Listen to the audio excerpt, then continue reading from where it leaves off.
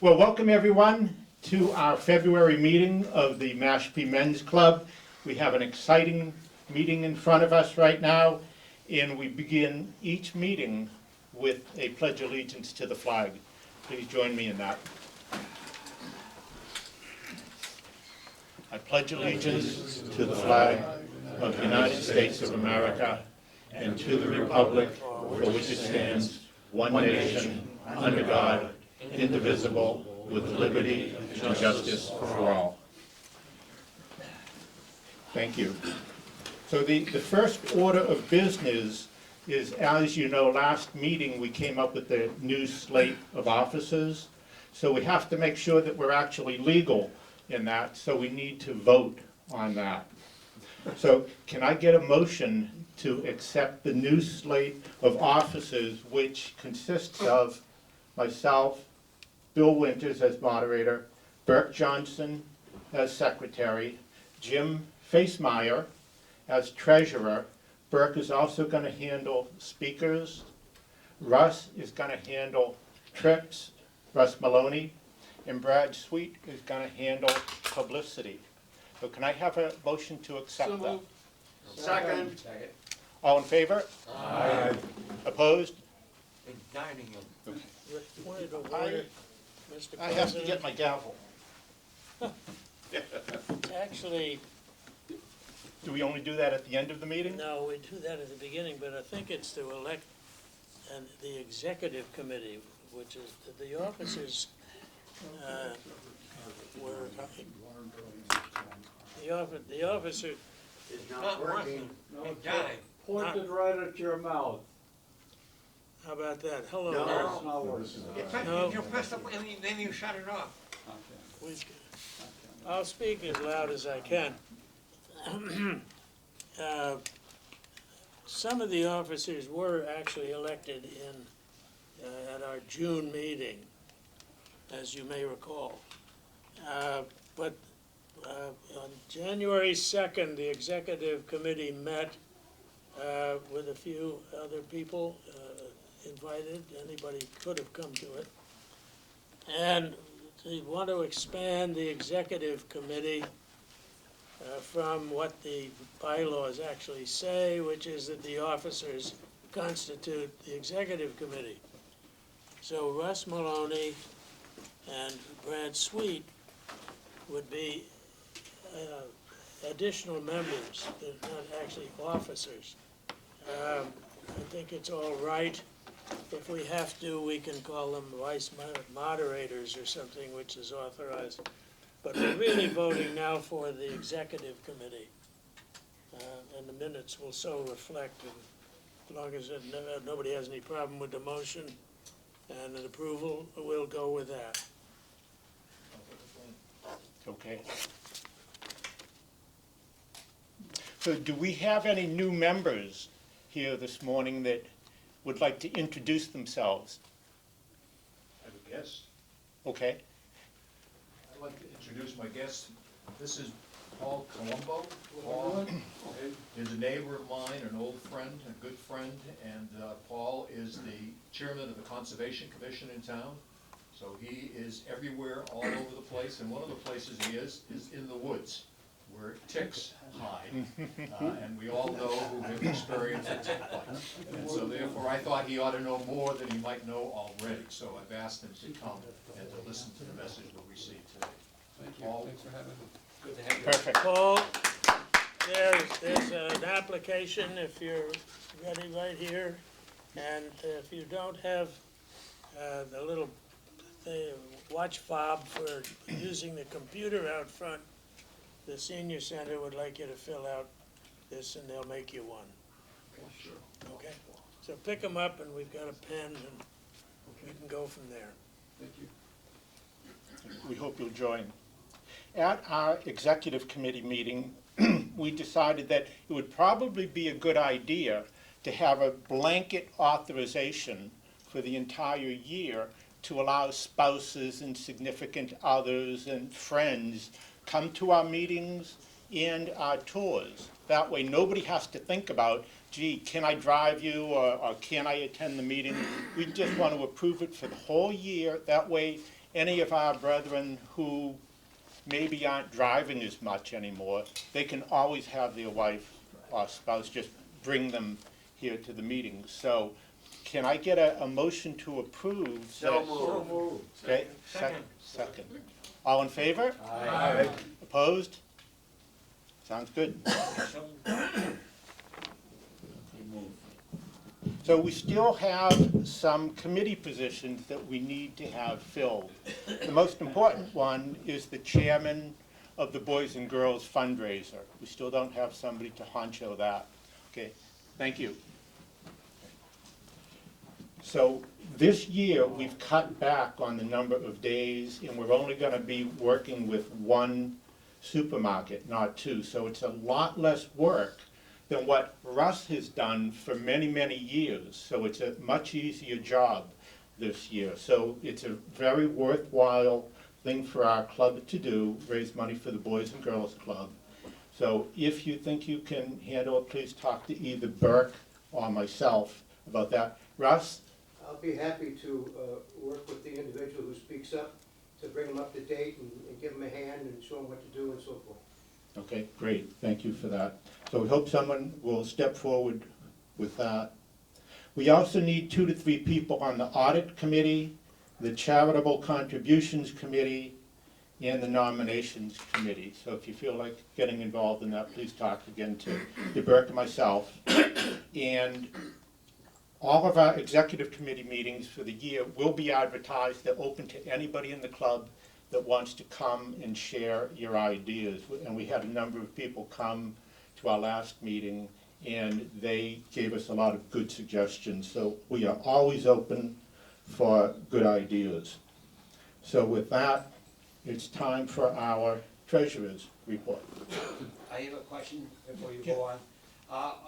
You said you're only gonna be one store, Works Brothers, that collecting? That is correct. Did Stop and Shop deny us? No, what we intentionally wanted to do was to make it easier Oh, I see. for the chairman and for the people involved this year, so that we cut back from 8 weekends to 5 weekends. So that was intentional. It wasn't anything to do with Stop and Shop, except that Stop and Shop had 2 entrances that we would have to man. Right. And with Roach Brothers, they have 1 door going in, 1 door coming out, so it's easier. We could just get away with probably 1 table. Oh, So we always had Stop and Shop covered on both ends. oh, yeah. There was no escape. Yeah, exactly. Well, there was actually, because the guy coming out the back always said he gave at the front. Oh, yeah, I know. Where, in the past, where did we get more donations from which store? Russ, do you have an answer for that? We actually got more money, even with 1 door at Roach Brothers. Oh, interesting. So that makes sense. Okay. So we'll move on to the treasurer's report. Okay, there's been no activity this month, so it's still the same as the previous month. Okay, well, that was short and sweet. So can I have, well, since the last treasurer's report was accepted and there's no changes, I guess there's nothing to vote on today. Okay, well, that makes it easy. Okay. So Burke, you have the secretary's report? Yes, the meeting in January was an executive committee meeting. So first of all, we have the minutes of December 5 to consider and approve as well. That's first on the menu. That was the meeting at which the high fives from the high school were in attendance. The minutes were circulated with the December newsletter. I'm sure you're all familiar with everything that was reported there. If there are any questions, may we have a motion to approve the minutes of the December 5 meeting? So moved. Second? Any comments? All in favor, please say aye. Aye. Opposed? Carried. The meeting in January was the executive committee. Those minutes were also sent to everybody by email or in a few cases folks have no email by regular post. Again, unless there are some comments or questions, I'd like to have those minutes approved by the members because the executive committee is given the power of the membership to act between meetings, and so it's appropriate to have those minutes approved. Is there a motion? Yes, so moved. Second. All in favor, please say aye. Aye. Carried, thank you. One other matter, I found out from Heidi this morning that audiovisual students at the high school have a new program which is to interview people who have something to say about careers. If the youngsters are interested in interviewing anybody who is interested in being interviewed and would eventually appear on TV from the audiovisual department for the rest of the school. They're going to be interviewing once a month. Is there anyone here? If there's anyone here who's willing to participate in that program, I know from having reviewed the applications a year or more ago that there are some wonderful backgrounds among members of this club that could be useful to the students. And if you will let me know, I will put you on the list. It's only one person per month. I think the senior center is not the only place they may be interviewing, so the chances are not 100% that you'll be called upon, but it would be nice to be able to offer the opportunity to the kids. And I think that's the end of my, speakers are next, shall I? Right. I'll just continue with speakers. I was away much of January, so I'm a little behind, but I spoke with Evan Lehrer yesterday, and he is considering being our speaker in March. He wanted 24 hours to think it over, and I told him I was busy this morning, so he's going to call me this afternoon, and the newsletter will go out in the next several days, and you'll be aware. If I can't get Evan at the March meeting, my next objective will be to sign up the executive director of the Cape Cod Museum of Natural History, an organization to which we've made a charitable contribution each fall for several years, but as far as I know, none of us has ever been there. And I would like to hear from him if he will speak in March, and then arrange that the trip we make in March would be to the museum to follow up and see what our money has produced. Unless somebody has a better idea, we have a wonderful list of people. Brad has contributed several names that we have to go after, and we do hope to have an arrangement to hear from someone from the Wampanoag tribe, perhaps being able to arrange a follow-up trip or at the headquarters. So those things are in the works, and we'll know more as the year progresses. Okay, great, thanks, Bert. Okay. Russ Maloney, did you want to address everybody with your ideas for trips for the year? Yes, I would, if I may. Do I have permission?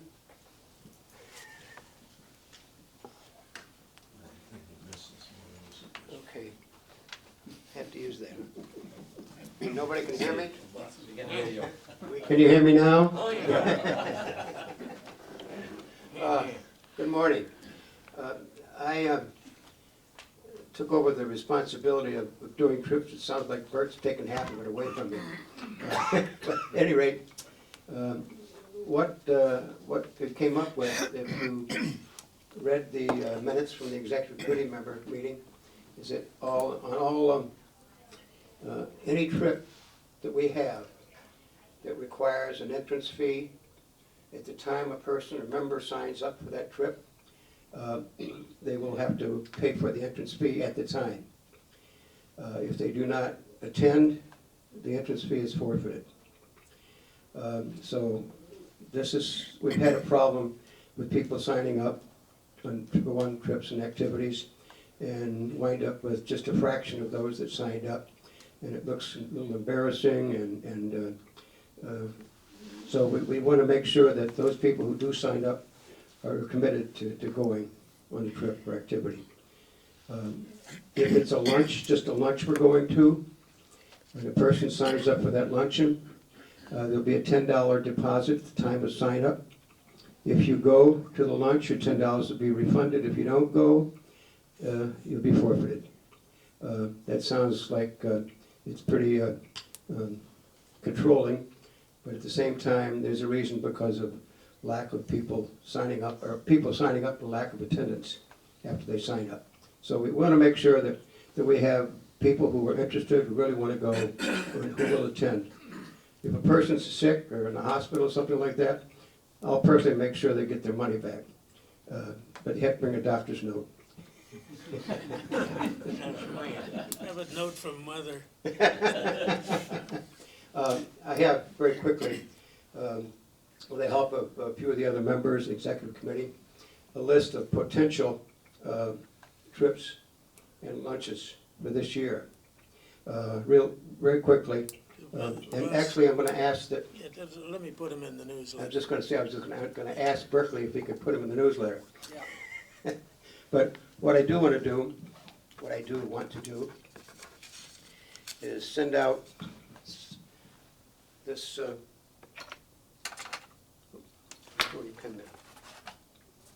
send this around for a list of ideas that you might have for lunch or for trips, and then get it back to me at the end of the meeting, and we'll take it from there.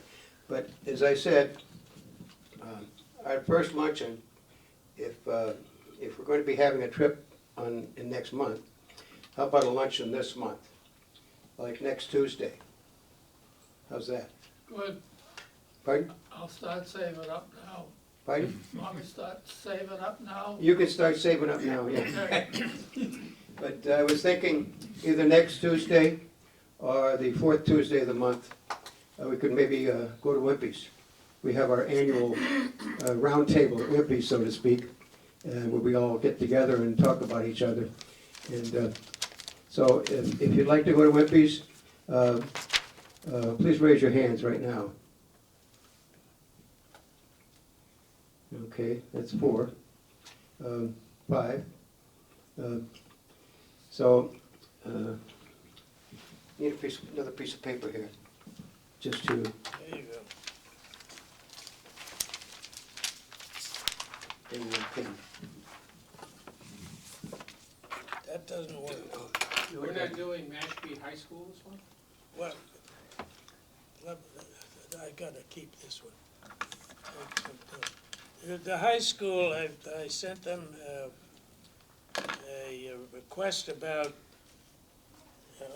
our February trip, which was the historic month for doing that, and I've had no answer to date. And as I said, I was out half the month, so I haven't been able to follow it up. We will follow it up and see what's going on. You want to put your name down? Yes, you would. Oh boy, I've got 2 of them right here.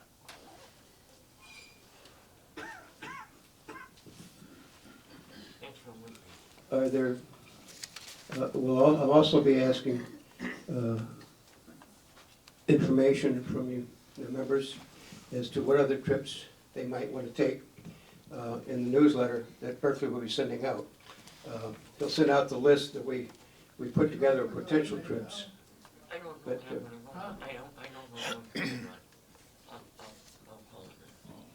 At any rate, are there any questions about trips?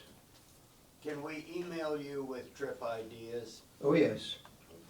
You have my email address on the membership roster. It's right on the roster that Burke sends out every couple of months. Right, right?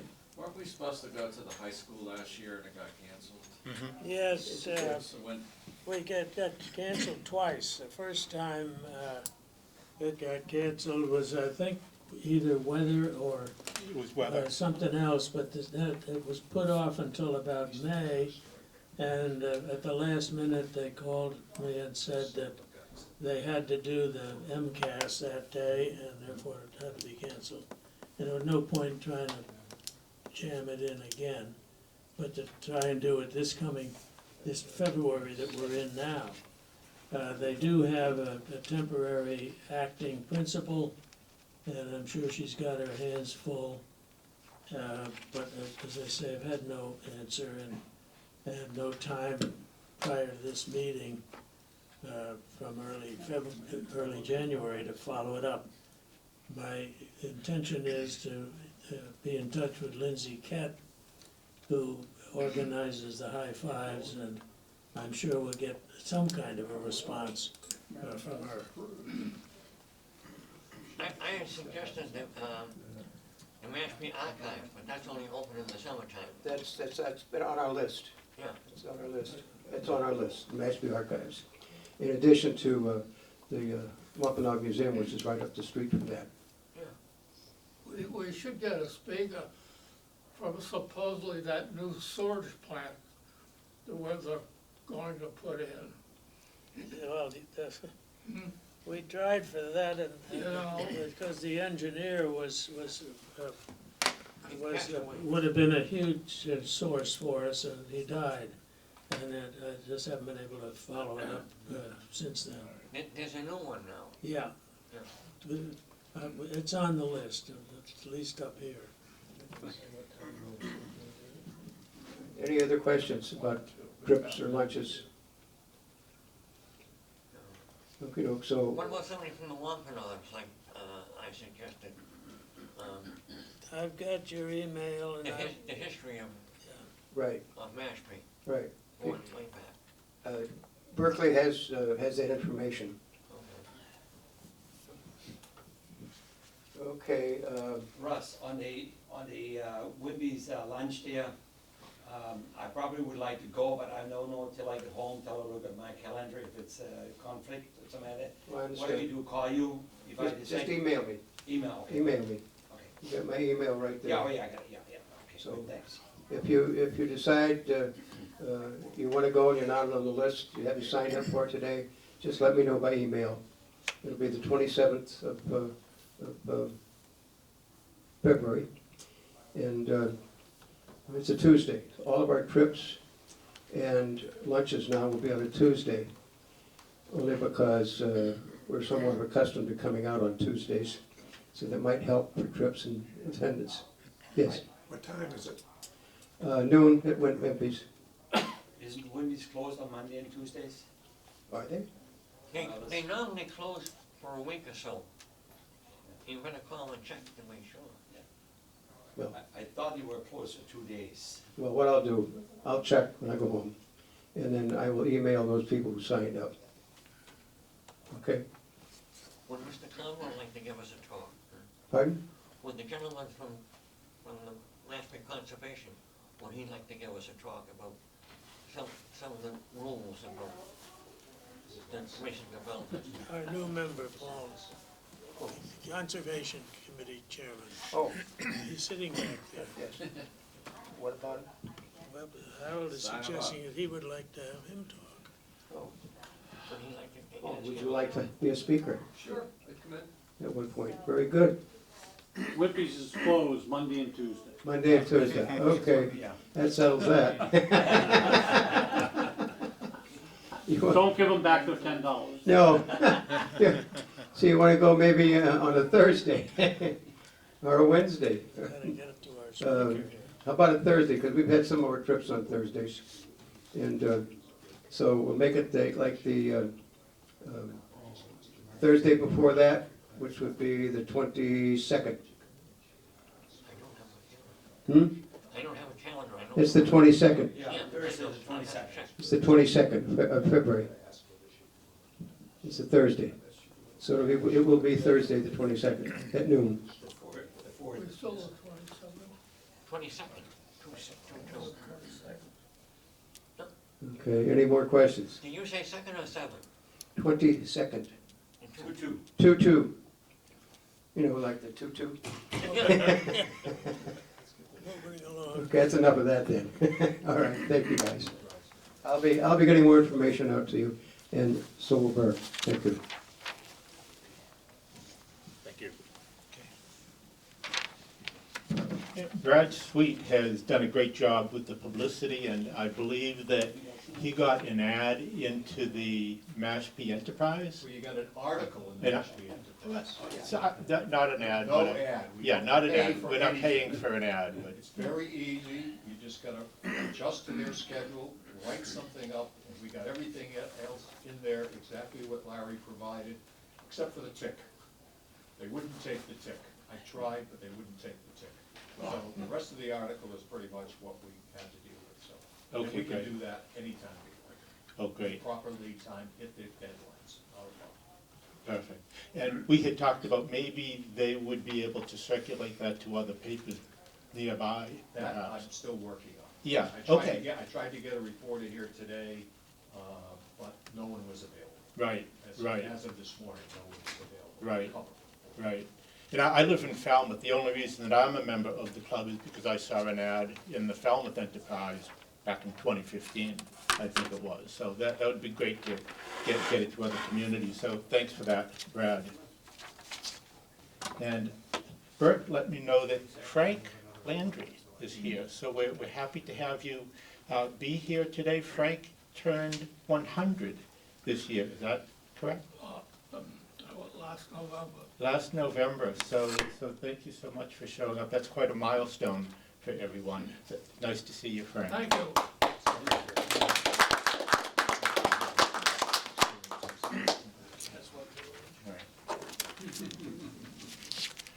So, it is my profound honor and joy to introduce our speaker for today. He's somebody who has had a profound effect on my life. And that's because I'm one of the very few people that has not come down with Lyme disease or some kind of a tick-borne disease. Most of my friends have come down with Lyme disease, perhaps multiple times. And I spend a lot of time in the woods, outdoors, doing all kinds of things. I've never had Lyme disease. And it's because of listening to Larry give a talk when he first came here to Cape Cod. So I am so indebted to him for keeping me well and maybe keeping me out of the hospital. So when you came in, you may have seen a brochure that says send a tick to college and have it tested for pathogens. So if you get bitten by a tick, you can send the tick to college. Now, I realize that I'm really lucky because since I haven't been bitten by a tick, I haven't had to send a tick to college. And my daughter never wanted to go to college, and so she has thanked me for saying, Dad, thank you for not pushing me and sending me to college. So I've actually gotten away with not sending anybody to college financially, but I think that if I had to choose one or the other, I'd probably rather send a tick to college than my daughter. So, and when I was 5, I used to play in the dirt in my backyard. And when I grew up, when I was an adult, I studied mud from the bottom of the ocean. Larry, when he was 5, he was in the backyard, but he was studying bugs. And now, as an adult, he's still studying bugs.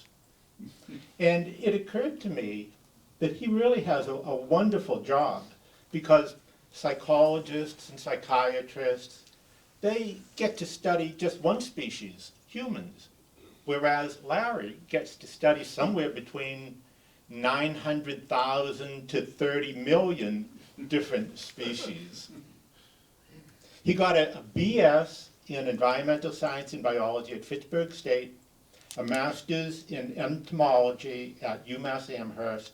He is currently the deer tick program coordinator and entomologist at the Cape Cod Cooperative Extension in Barnstable. And we are so fortunate to have him talking to us today because he's going to be retiring at the end of the month. So we are just so fortunate.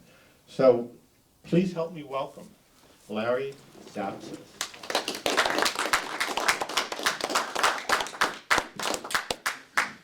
Bill, thank you very much for that introduction. You put a lot of pressure on me, my friend. Okay, so good morning. Good morning. You're my second to last talk as a county entomologist, but today is not my second to last talk overall. After I retire, I just change venues. I'll just be doing this gig somewhere else. Now, who's up for a very robust discussion of infectious disease? Okay? Sure. Certainly works for me, all right? As Bill indicated, I've been with the county now 13 years as your county bug guy, where I cover ants to yellow jackets. But I've been a bug guy professionally for 45 years. I mean, I started out in vegetable crop management at UMass Amherst, and then I spent 24 years at Ocean Spray Cranberries, where I was the bug guy for North America. And then we tossed in Florida grapefruit because I didn't have enough to do. And after 24 years, I did everything except make juice, okay? So it was time to kind of think about something else. And so I wound up with County Extension. And as a general entomology resource, but I was charged with putting together a research and outreach program on the prevention of tick-borne diseases. Well, that was kind of the initial problem, because I had heard of Lyme disease, but I didn't know a bloody thing about it, okay?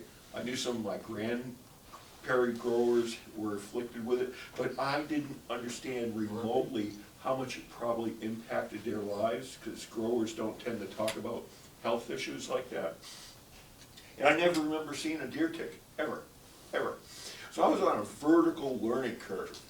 And so, but I was a very aggressive student, and I learned everything. I tried to learn everything I could. I had some very good mentors at some of the universities. And when I started probing around with people about, all right, what do we need to talk to people about? What's been done, what needs to be done, how the heck am I gonna do it? What I'm gonna do is share with you my very, very first learning in this area. Everyone hates ticks, okay? And this isn't a casual hatred like I hate kale, okay? This hatred is guttural. I say the word tick to somebody, and it might remind them when they were a kid and they had, one of these icky, crawly ectoparasites on them. Not a good experience, and they were difficult to remove. But this hatred carries over into our adult years, okay? This woman's obviously having a very, very bad tick day, okay? All right, you might think you were living at ground zero, okay? We are. Lyme disease occurs in 49 out of 50 states. These ticks haven't learned how to swim to Hawaii yet, okay? But if you look at the incidence rates around the country, all 6 New England states, we are the highest incidence rates in the country, okay? So we truly are living at ground zero. All right, Lyme isn't something that popped up in Lyme, Connecticut 50 years ago and spread around gradually. It's not a new disease, okay? It's a re-emerging disease, and we did a lot of things, land use management. We kind of created this situation for us. But the pathogen that causes Lyme, we know it's been on this planet for perhaps 50 to 100,000 years. So it's not new at all. And it's not just confined to, the United States. I mean, it's endemic throughout North America, but that extends into Central America, parts of South America. the Mediterranean basin, Northern Africa and Europe. Europe is just starting to understand how bad this problem is. Eastern Europe, Russia doesn't talk about this stuff, okay? So it's probably rampant over there, they're just not owning up to it, but certainly in Southeast Asia. And tick-borne diseases are a big problem in Australia. So Lyme is endemic in over 80 different countries around the world, so it's not just us. So the exposure rate from a global standpoint, about 15% of all people on the planet are exposed, have some exposure risk for this disease. All right, I'm looking at this room, I'm pretty good at reading a room, and I'm gonna say 5 of you are baby boomers, okay? You were probably born in the middle part of last century, right? So I'm a baby boomer as well. And for us baby boomers, tick identification was easy. When we were kids, this was the only tick we had growing up, the good old American dog tick. I consider this more of an annoyance than a public health threat, even though it can vector the pathogens that cause Rocky Mountain spotted fever and tularemia. But those are very rare, especially here in Massachusetts. Lone Star tick, how many of you have heard about this? Yeah, this is basically the new tick in town. This thing has been moving northward. This was more of a southern tick for many, many years, but with climate change, you know, we're seeing plants and animals in places we never used to see them before. So this critter has been moving north steadily, and up until, you know, about 15 years ago, the northernmost established points were really Connecticut, Rhode Island, the Vineyard, and Nantucket. Well, after I arrived, about a year after I arrived, I was called out to Sandy Neck Beach Park, and they were telling me they were seeing a tick that they never saw before. And so I went out there, that's a 6-mile-long peninsula, okay, in West Barnstable, and I found Lone Star tick from one end of that place to the other. They own that piece of real estate. And then a couple of years later, I found another established population in East Falmouth, along the Shining Sea Bike Trail. So what I've put together in my mind is, what's happened, is that Sandy Neck Beach Park, that's a flyway for migratory birds. So it's easy to think about birds stopping off on, say, the Vineyard, picking up some Lone Star ticks, stopping off in Sandy Neck, they drop off, lay some eggs, boom, off we go. Well, the Shining Sea Bike Trail, that's not a flyway for migratory birds. So I was convinced that once it got established in Sandy Neck, there are animals on the ground that are moving this thing around. Ticks are great at hitchhiking. So on the bike trail, I put out some trail cameras, okay, to see what kind of animal activity was there. And so this is the bike trail, and that grassy strip is where we found the Lone Star ticks. And yeah, I see this huge flock of turkeys moving north one day, and then a few days later they'd be moving south. And when they were first describing the Lone Star tick, they almost named it the turkey tick because that is a preferred host. And we seem to have quite a few of those birds here on the Cape. There was also a lot of rabbits in the area, and I happened to run into a hunter, and he told me, Larry, when I take a bunny and look at it, the ears are just loaded with Lone Star ticks. Wild canids, yeah, coyotes, they've got a pretty good territorial range. They have the capability of moving these ticks around pretty good distances. And a very dapper Bigfoot out for a morning stroll. This is one of the reasons I became a scientist, okay? You go out looking for data, you don't know what the heck you're gonna find. All right, this is a very different tick, and I call it, it's an aggressive biter. And what I mean by that is that a lot of ticks wait for their dinner to come to them. Lone Stars will do that, but they also have very good vision, and they can run. And I've seen this up close and personal. They can run with the speed of a spider. So they see you from 20 feet away, they're gonna come rolling at you like a little race car. All right, the adult female ticks, like other ticks, she lays her eggs in a mass. And that egg mass might be 4,000 eggs. And they hatch out in, say, early August here on the Cape. And they hatch into these tiny, tiny larvae that they're less than a millimeter long, okay? They're very, you can't hardly see them. So you end up with these high concentrations of Lone Star tick larvae. So if you're walking along and you bump into one, generally you're gonna meet most of the family in a hurry. And with this aggressive behavior, before you know it, you can get 200, 300, 400 bites, okay? And those bites will burn and itch for a good 4 to 6 weeks, even if you're treating it with a topical like cortisone. Now they don't transmit the pathogen that causes Lyme, but they've got their own unique diseases associated with it. So ehrlichiosis and tularemia, those can be pretty serious things. Starry is a type of rash disease with flu-like symptoms, pretty easy to cure with some antibiotics. Of the ticks we've tested, we've only found Starry in the ticks. And I know Cape Cod Hospital has diagnosed and treated people for Starry. So the other pathogens, probably it's a matter of time before they roll in.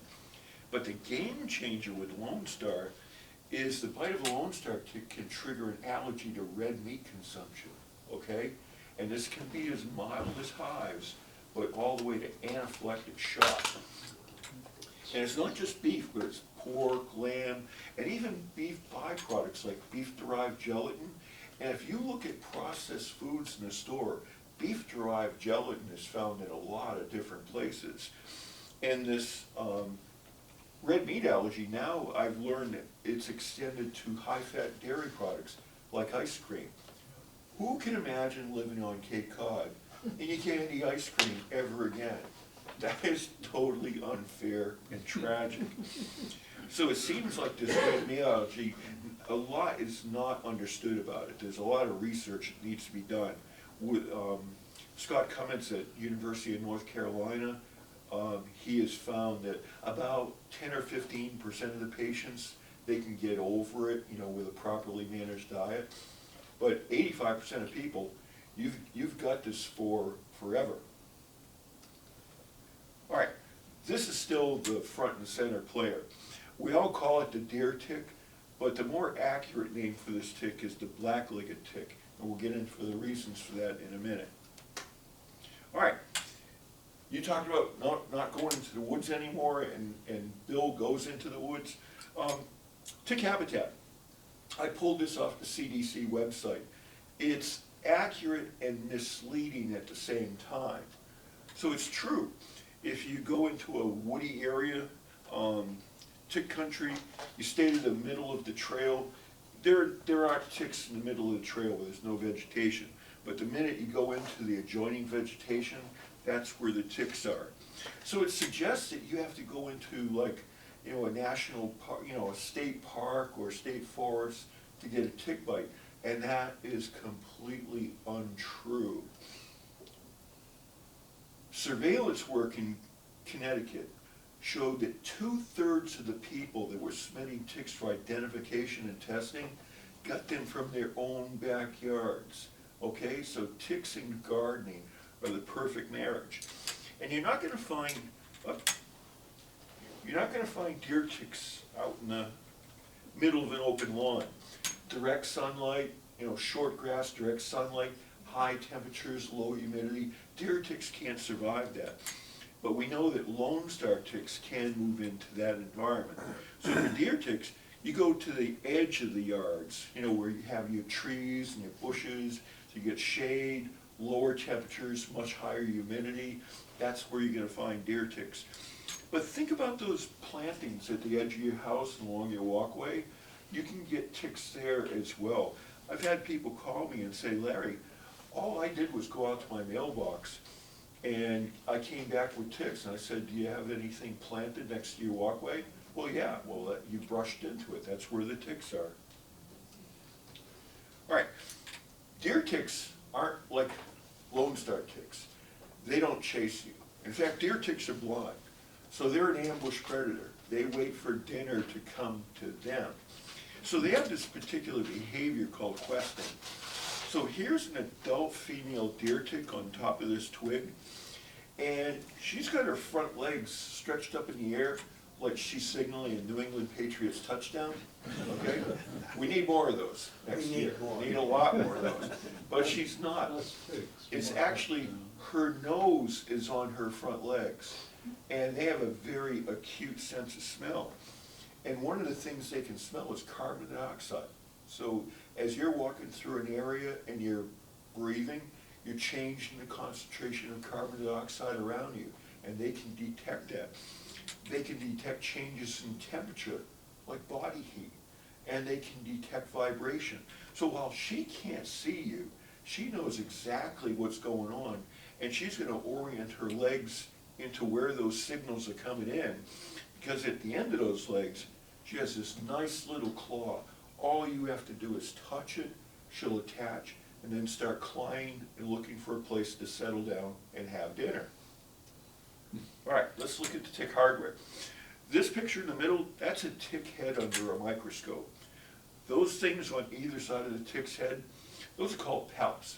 That's what the tick uses to taste you and see if you taste interesting enough to become dinner. Because we do know that ticks actually make decisions about what they're going to bite. If you are so chosen, it takes these things, they're called chelicerae. These are like little scalpel blades with hooks. And what that tick does, and this process takes about 1 minute, what she'll do is make an incision, hook in, and then start pulling. And with each tug and pull, it's kind of like doing the breaststroke in swimming. And every time that is pulled, it drives that beak of a mouth part down deeper and deeper into your skin. And so if we look at that under a microscope, yeah, that's impressive hardware. So it's fairly long with respect to body size, and it's got those nice little barbs, like little fish hooks. So if you were ever trying to remove a tick and felt like you were pulling out your flesh, it's because you are. All right, about hosts. Why the name deer tick is a misnomer, okay? This thing has been documented to be associated with 125 different vertebrate hosts. So it's not just about deer, it's not just about mice. This is a complex ecosystem. There's a lot of moving parts. Rodents play a key role there, okay? The mice and the chipmunks and the squirrels, they're what we call, they're competent hosts. And what I mean by host competency is these creatures have the ability to harbor that Lyme disease bacteria and transmit it back into the tick population. So think about this as like microbial ping pong, okay? It's going back and forth. Birds play a role, a couple different ways. We talk about birds being able to move ticks around great distances, but some birds are competent hosts for that Lyme bacteria. Some of our songbirds, like our American robin, and our friend the wild turkey, okay, is a competent host for that bacteria. Then there's a whole lot of creatures that are incompetent. Things like deer and raccoons and coyotes and such, they cannot infect a tick. But what these creatures can do, because they're nice and big, they can supply blood meals and keep those tick populations at a very nice high population. All right, risk of infections year-round, and we'll look at some data in a second to demonstrate that. But the greatest risk of infection isn't where you might see it based on the data. It's not with these adult stage ticks that started coming out last September and they'll be with us until May. And we find about 50% of them are packing that bacteria that causes Lyme. The greatest risk is from these nymph stage ticks. And they start coming out in early to late May. And they're with us until mid-August. And only about 20% of them are infected, okay? Much lower infection rate. But that's a much smaller stage of the tick, more likely to elude a tick check. So we get a large stage of the tick with the adults, small stage with the nymphs. I was trying to think, how do I describe this to people so that you can develop a search image? how big is big, how small is small.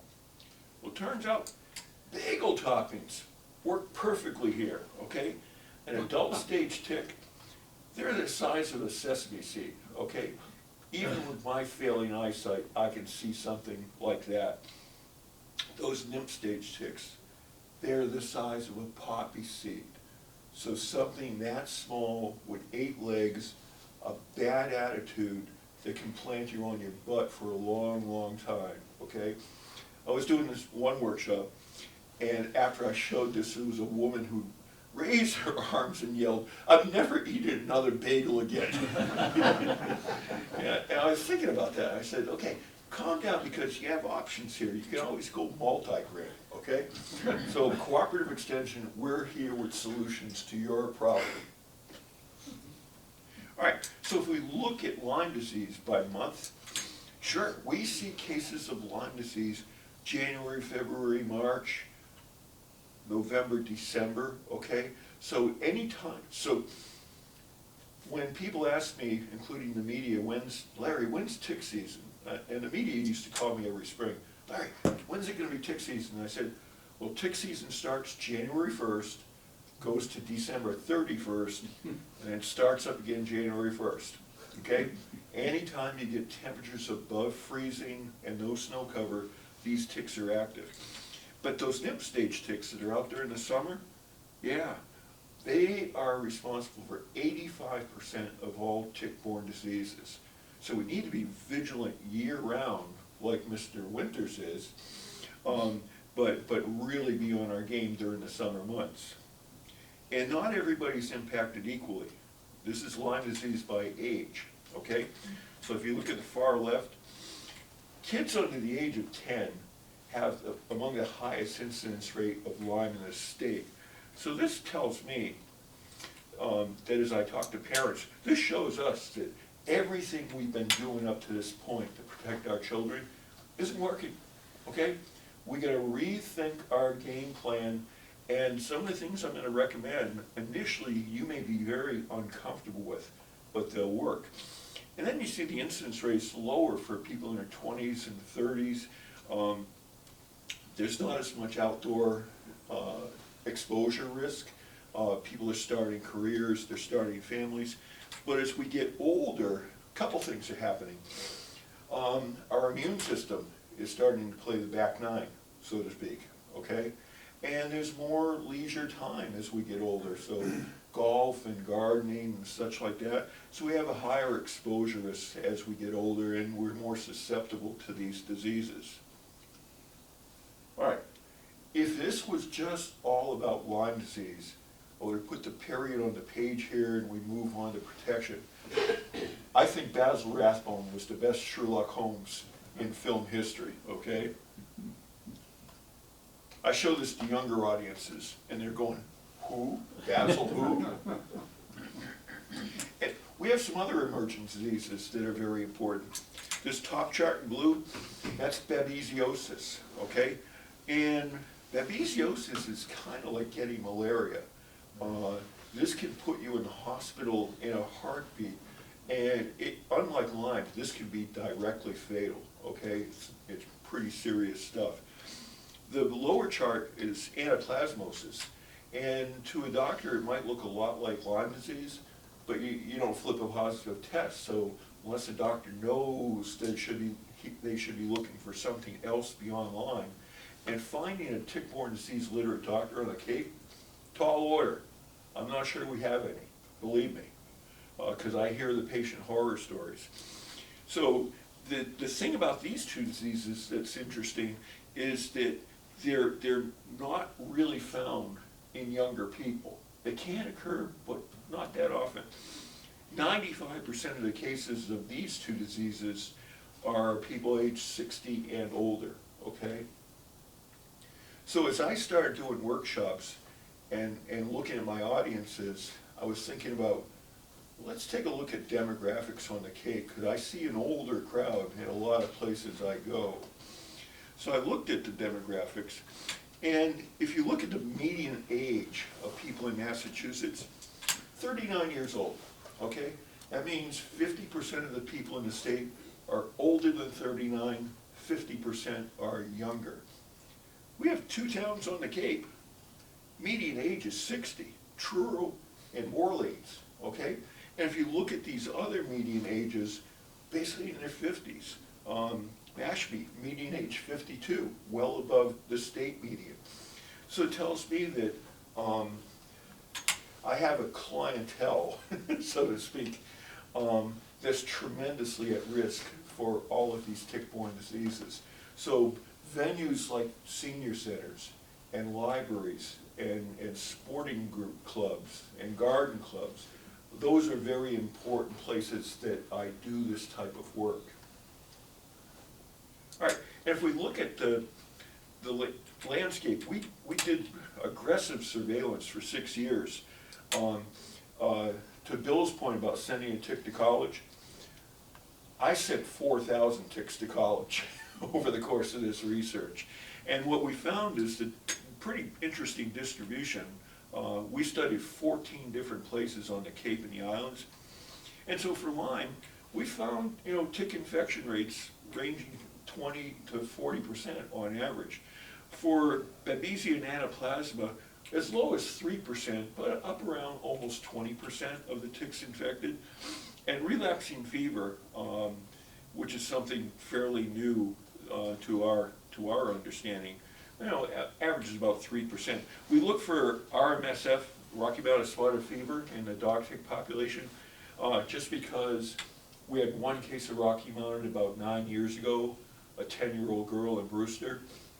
So we decided to look for it. We didn't find it, but it just means it's out there at a very, very low level. And one of the things that we try and get across to people in the medical community is co-infection. A number of these ticks can be packing more than one pathogen. And we find on the Cape about 11% of the ticks we've tested are co-infected. And you can get more than one of these diseases at the same time. I've talked to people that have had Lyme and babesiosis at the same time. That is no walk in the park, believe me. It's life-threatening. That's me. That's you? 2 years ago. Yeah, pretty tough experience, huh? Yeah, well, as soon as you get to the hospital, they bring you the blood, pints of blood later. Yeah. It was eating red blood cells. Well, like malaria, the parasites in your red blood cells, and they start popping like little water balloons, so your plate counts drop like a rock off a cliff. And like I said, it can be directly fatal, so you get, if you diagnose and people understand it's babesiosis, because it's not antibiotics to treat it, it's a completely different regimen. Also, in the course of diagnostic by the medical establishment, they basically say to you, you got Lyme disease. Well, I accepted it. My daughter, who had been suffering with Lyme disease for many years, and is a feisty young woman, came in and said, Dad, have them check for babesiosis, and she went on with the other diseases you needed to check because she'd been through it. She confronted the doctor, really confronted the doctor. He finally agreed that he would test for the other. That was the cause of my blood problem. Yeah. And if she hadn't been there, I'd have Lyme disease.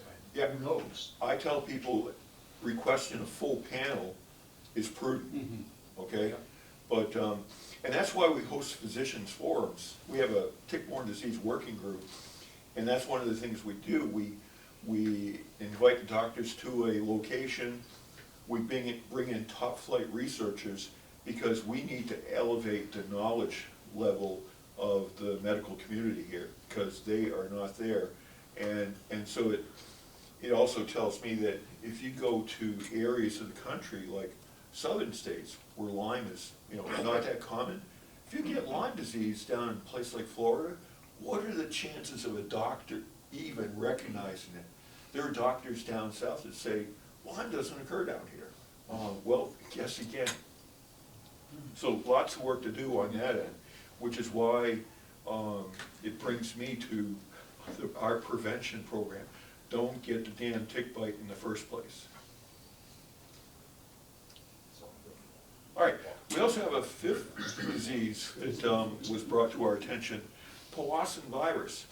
And it's not that common, in this interval of time, 20 years, 16 cases in the state, 3 of them fatal, but 2 of those fatalities were on the Cape, 1 in Falmouth and 1 in Sandwich.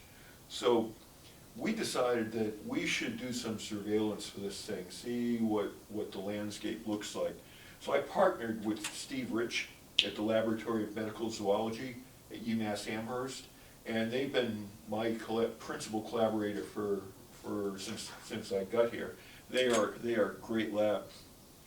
So we went out to 6 sites. We thought we were looking for a needle in a haystack, okay? And when we got our results, we were kind of surprised. We found Powassan infected ticks from Falmouth all the way out to Truro at 4 out of 6 sites, at infection rates as high as 10%. So it told us that there's a considerable exposure risk to people on the Cape, but we have to look at this through the lens of West Nile virus. We know a lot of people can be exposed to West Nile and be completely asymptomatic, they just don't get sick. But when this virus goes into your nervous system, that's when things get dodgy. So it's out there, and the thing that's also different about this is that things like Lyme and babesiosis, anaplasmosis, the tick has to be attached to you for 24 to 48 hours for transmission to occur. The transmission time for Powassan is 15 minutes. Okay, that tick just has to attach to you, and if it has the pathogen, you're infected. All right, winters. There's a number of people that I ran into early on that were under the impression we get a hard freeze and tick season's done. And with mosquitoes, yeah, you get a hard frost, mosquito season is done. And so people will ask me, and the media used to ask me in the spring, Larry, we had a brutal winter. What did that do to the tick population? It's kind of like wishful thinking. And my answer is always the same. It did nothing, okay? And do you think winters here on the Cape are harsh? Okay, really? With climate change, you guys will be growing bananas here in 30 years. Well, when I worked at Ocean Spray, I spent 24 years traveling to Wisconsin, where I went by the name Sven. Okay? Yeah, that's me back in the day. Wisconsin does have winter, okay? 25 below 0 for extended periods of time is not that unusual. And in Wisconsin, deer ticks are quite healthy, and Wisconsin is quite endemic for Lyme disease. And this also explains to me why Wisconsin has the highest per capita consumption of brandy in the country, okay? Those people are warriors out there. I love them. All right, the reason for this is ticks make a chemical called glycerol. Well, what the heck is glycerol? These guys make antifreeze. How clever is that, all right? And the way this chemical works is it prevents ice crystal formation in cells. So if you get an ice crystal that forms in a cell, it'll puncture the cell wall. Whatever's in the cell is going to leak out, and that's not good for the organism. But they also found out that Lyme bacteria uses the glycerol as its source of food, its energy source, okay? So this is one perfectly engineered little package. So as a biologist, I look at this and say, this is, as Mr. Spock would say, fascinating. And it truly is. All right, climate change. I received a number of inquiries this year from the media, print media, radio interviews. Larry, climate change. What's going to happen with tick-borne diseases? What's the future look like for us? And this is me thinking about my answer to that question, okay? And my answer is, I've gone out on a limb, and I'm saying, it's going to be different, okay? It will be different. It won't be the same as today. And if the pattern continues where we get warmer, milder winters, the situation is going to be, if we get more days that are above freezing, that's just more days of exposure risk that we're gonna have. If climate change changes precipitation patterns, where it's wetter, more frequent rainfall, keep the humidity, ambient humidity higher than it is, and ambient humidity on the Cape, you know, we're surrounded by water, is high already. So the precipitation patterns are gonna be critically important to what our exposure risk looks like going forward. All right. I look at our program in 3 phases: protect yourself, protect your yard, and protect your pet.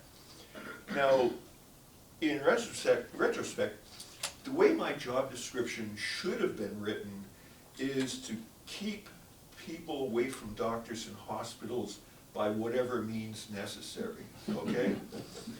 So I'm actually in the family protection racket, and I like that a lot. So here's an average family on Cape Cod. Okay? This is obviously Woods Hole, if you've been down there, and they certainly need protection from tick-borne diseases as well as from themselves. All right, tucking pants into socks. Sure, it works. Keeps the ticks on the exterior of garments. I see people on the Cape making a lot of bold fashion statements, but I don't see many people making this one, but it certainly works. I tell people when you come in from an outdoor activity, throw your clothes in the dryer for 20 minutes. That's all it's gonna take to kill any ticks that are on your clothing. And the importance of real footwear, okay? If you're in tick habitat, this is not the way to go. So if I actually was doing surveillance in an area like Nickerson State Park, and I see people coming down the trail wearing flip-flops, I pull them aside and I give them the dad talk. And I'm pretty good at the dad talk at this point in time. All right, proper tick removal. There's a lot of stuff on social media that is just so misleading.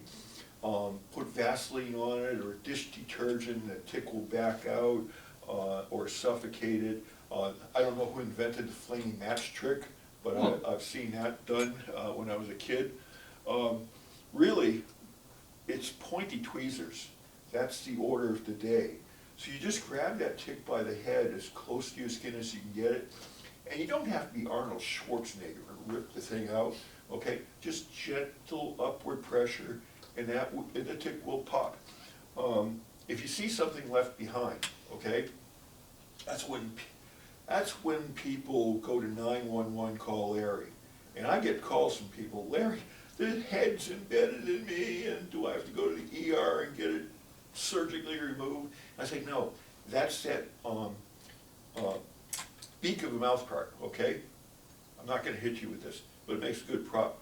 So, the Lyme disease bacteria are not in that part that is entered into you. So that's no worse than a wood splinter. I tell people, just hit it with a little Neosporin, it's gonna dissolve in a couple days.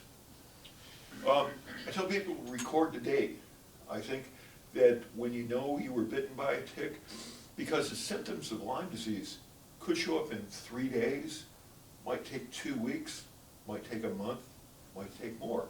So if you write down the date and now you're not feeling like yourself and it's time to have a conversation with your primary, you've got a benchmark to start the conversation.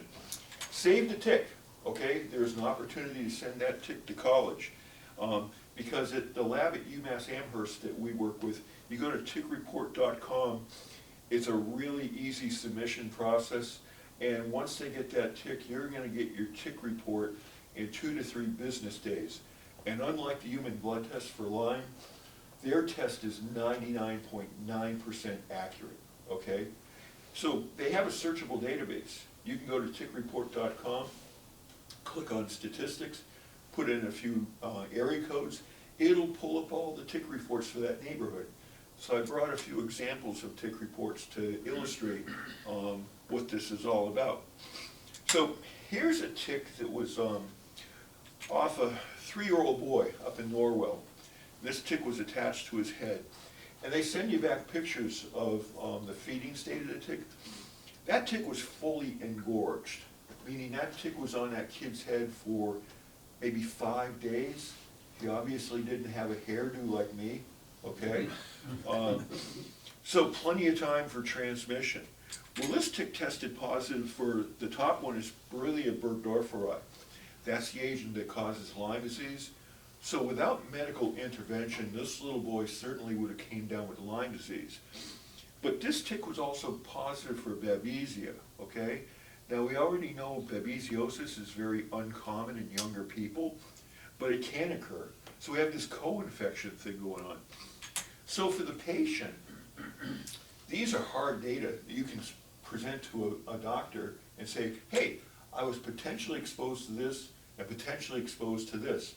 For a doctor that's on their game, they can look at this and say, what should the clinical presentation look like for my patient? What should I be looking at?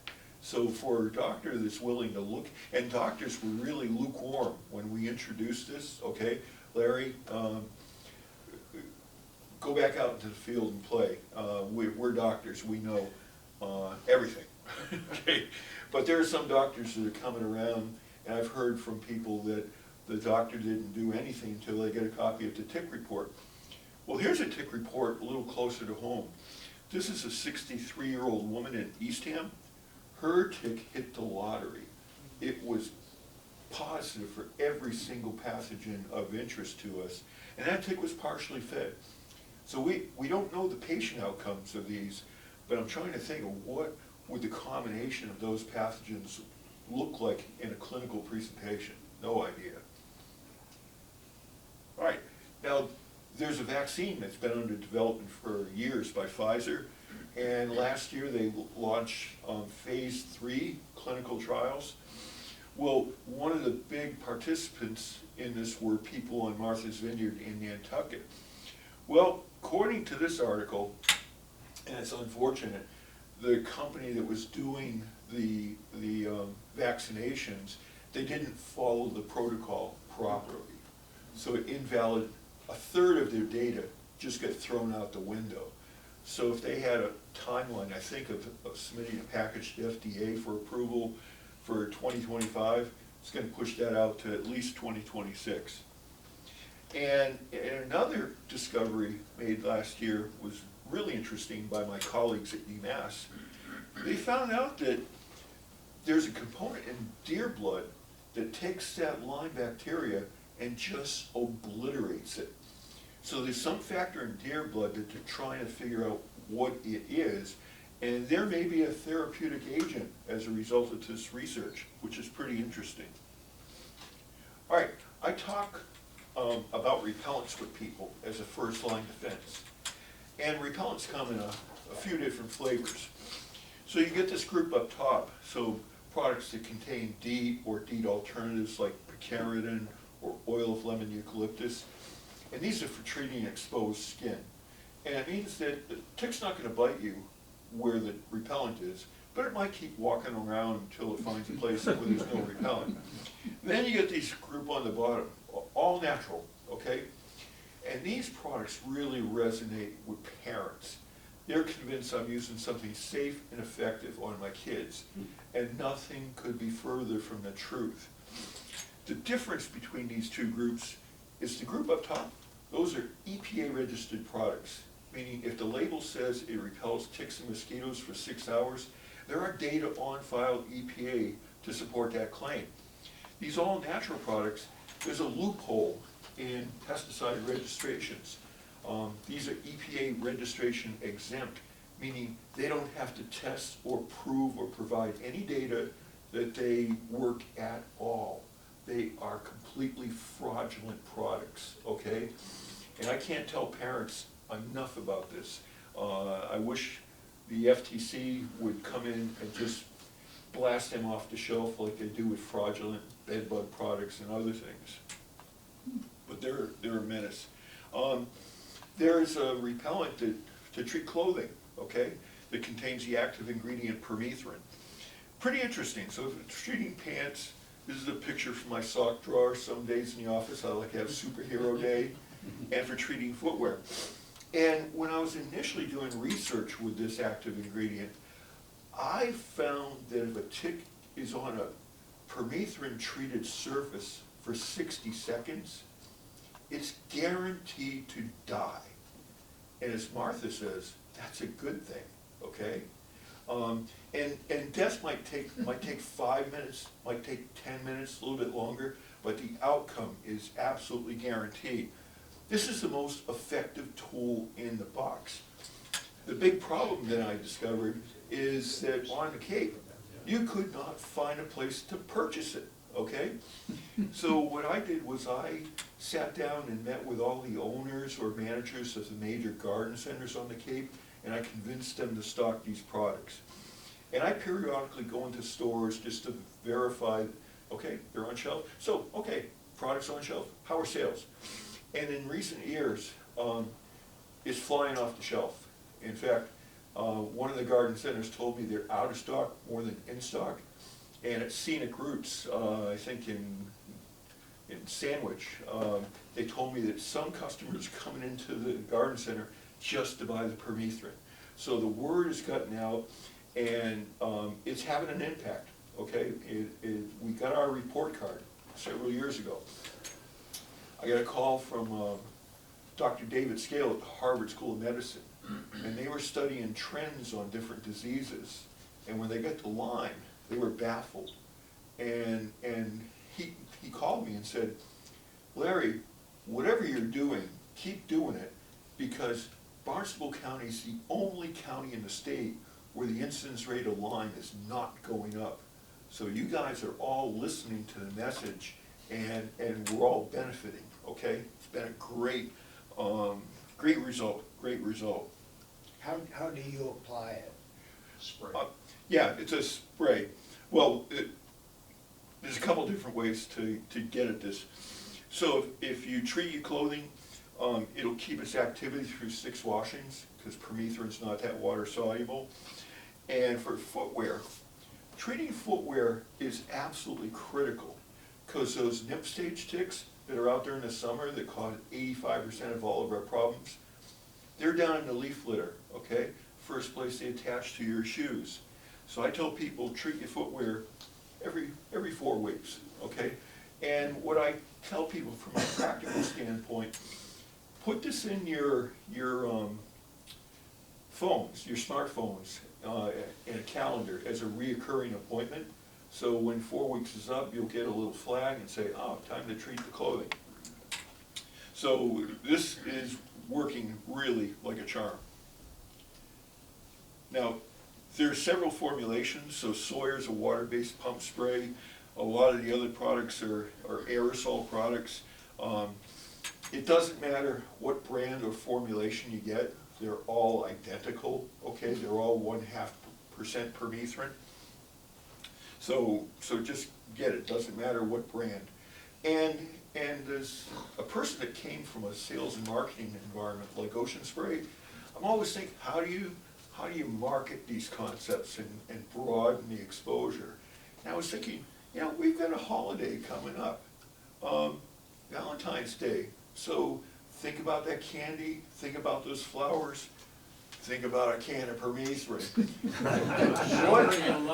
What better way to say I love you than to include a can of permethrin, because I'm concerned about your long-term health. So have at it. All right, there's also clothing that's pre-treated, okay? Insect Shield developed this technology years ago, originally for the military. And you can buy clothing directly from Insect Shield, or they market it through other brands like, you know, LL Bean or Ex Officio. And then on the left, there's another player, more recent player, Burlington Co-Factory got into this, and they have a brand, No Fly Zone. So similar technologies, but the same bottom line. It's effective through 70 washings, okay? Basically the life of the garment. And the other way,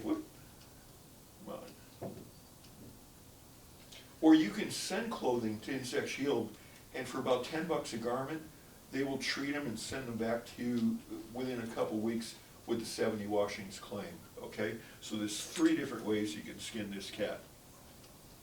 People should be wearing permethrin-treated clothing on the Cape year-round. All right, the elephant in the room, particularly as I talk to parents, because they'll look at me and say, Larry, they look at me like I'm crazy. Well, yeah, I'm a mad scientist. I mean, go figure. But they're saying, Larry, you're telling me to put my kids in clothing treated with a synthetic chemical pesticide. And I nod my head, yep. I don't give ground on this at all. Remember that slide, kids under the age of 10 have the highest incidence rate of Lyme in the state? Let's think about this. This is not a toxicology barrier, it's a psychological barrier. A basic tenet of modern toxicology, it's not the molecule that makes the poison, okay? It's the dose that makes the poison. How much you were exposed to and what was the route of exposure. Was it oral, was it dermal, was it inhalation? All makes a big difference. In the case of permethrin, it's over 2,000 times more toxic to a tick than a person. People are big, ticks are little, doesn't take a whole lot to knock them down. Pound for pound, table salt is more toxic to a person than permethrin, okay? Just to put a reference point on it. And the reason, EPA now has a position that they have reasonable certainty that permethrin-treated clothing poses no harm to infants, children, pregnant women, and then they extended that to nursing mothers. And their criteria certainly would be conservative. And the reason for this is that permethrin, unlike other insecticide classes like phosphates, has really low dermal absorption. And whatever small amounts absorbed is metabolized very, very quickly.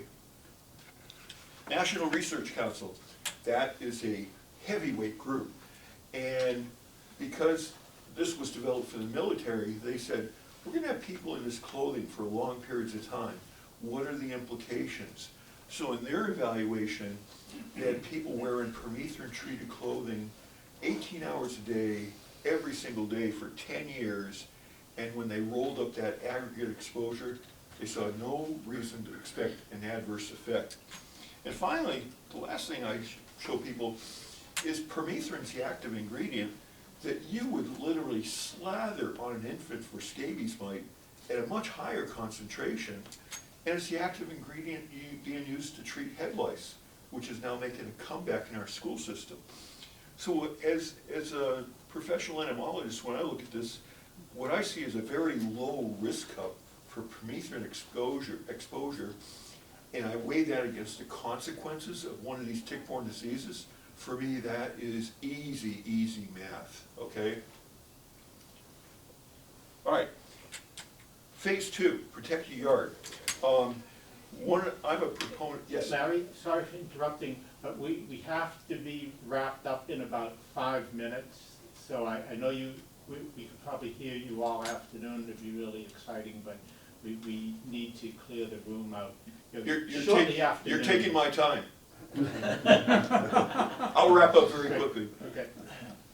All right, I'm a proponent of perimeter yard sprays, but I tell people up front, you can do a yard spray, but don't consider that your tick protection program. It's treated clothing and footwear first. This is just a way to reduce exposure risk incrementally, so it's not the program. There's a product out there called tick tubes. Useless.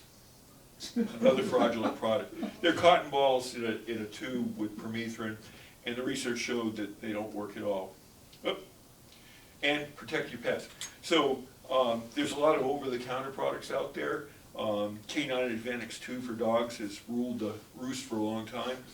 But I talked to a lot of people about this Seresto collar, and unlike the monthly topical, like Advantix, you put it on your dog, you get 8 months of continuous flea and tick control. So, but I always tell people, before you do anything, check with your veterinarian. Based on the age of the dog, the overall health might make a difference in what direction you go here. Long-haired dogs. Yep. The long-haired dogs, you can't always see, you know. Yep. Well, there are tablets you can do as well. Insect Shield, they weren't avoiding a marketing opportunity, so they make these permethrin-treated vests and neck gaiters. So the game plan is tick checks and use of permethrin-treated clothing. You do this alone, you've reduced your chances of getting a tick bite by 90%.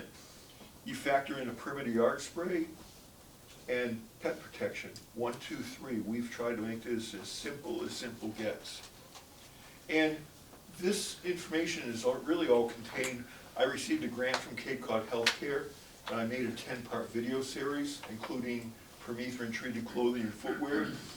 The permethrin video is now being used by the Appalachian Mountain Club as their in-house training tool, which I thought was very cool. And I hit the silver screen.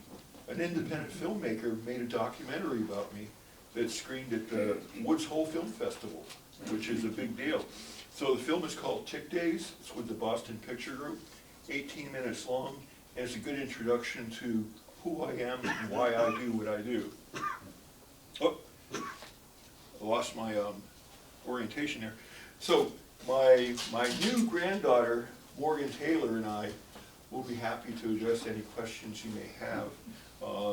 She's 9 months old, and I can't wait to take her on her first bug safari this summer. I used to take her mother on bug safaris, and she learned quite a bit. And she would convey that information at the playgrounds, which I was happy to hear. Are some So people more we're out susceptible of town to right, ticks? out of time right now.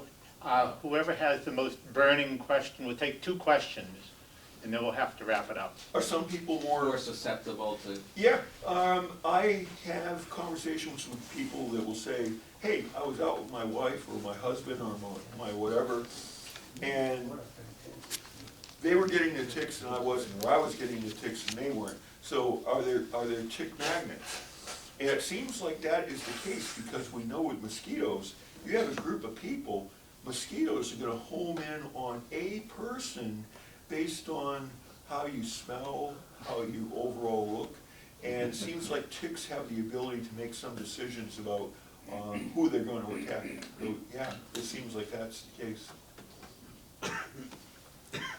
Anyone else? Okay, great. Well, that was just information.